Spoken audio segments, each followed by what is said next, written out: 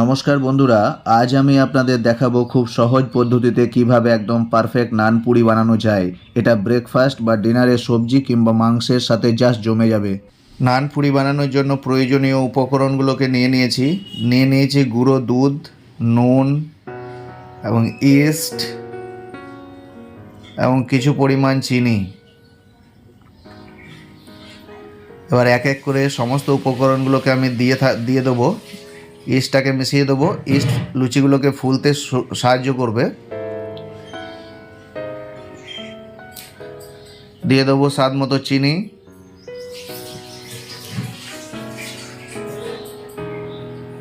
দিয়ে দেবো গুঁড়ো দুধটা রাখা ছিল, গুঁড়ো দুধটাও দিয়ে দেবো।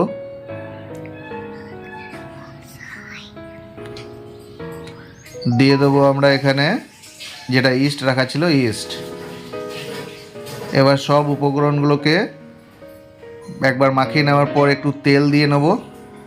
তেল দিয়ে ভালোভাবে মাখাতে থাকবো যতক্ষণ না একটা হাতের মধ্যে মুঠো করলে আটকে যায়। সেইভাবেই আমরা এটা মাখিয়ে নেব। মাখিয়ে নেওয়ার পর ভালোভাবে যখন এরকম হয়ে যাবে তখন একটু জল দিয়ে দেবো পরিমাণ মতো, এবং জল আস্তে আস্তে ঢালতে ঢালতে মাখাতে থাকবো। একবারে পুরোটা ঢেলে নেবো না। দেখো বন্ধুরা, আমাদের ডোটা তৈরি হয়ে গেছে।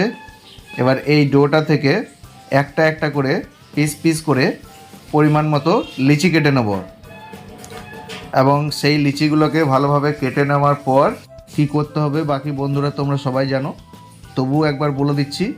লিচিগুলোকে এইভাবে কেটে নেওয়ার পর সেগুলোকে বেলতে হবে আর তেলে ছাড়তে হবে, তাহলেই পারফেক্ট নান তৈরি হয়ে যাবে। হ্যাঁ, আর একটা কথা বলে রাখবো যে যখন আপনারা গরম করবেন তখন তেলটাকে হালকা গরমে লুচিগুলোকে ফেলবেন না।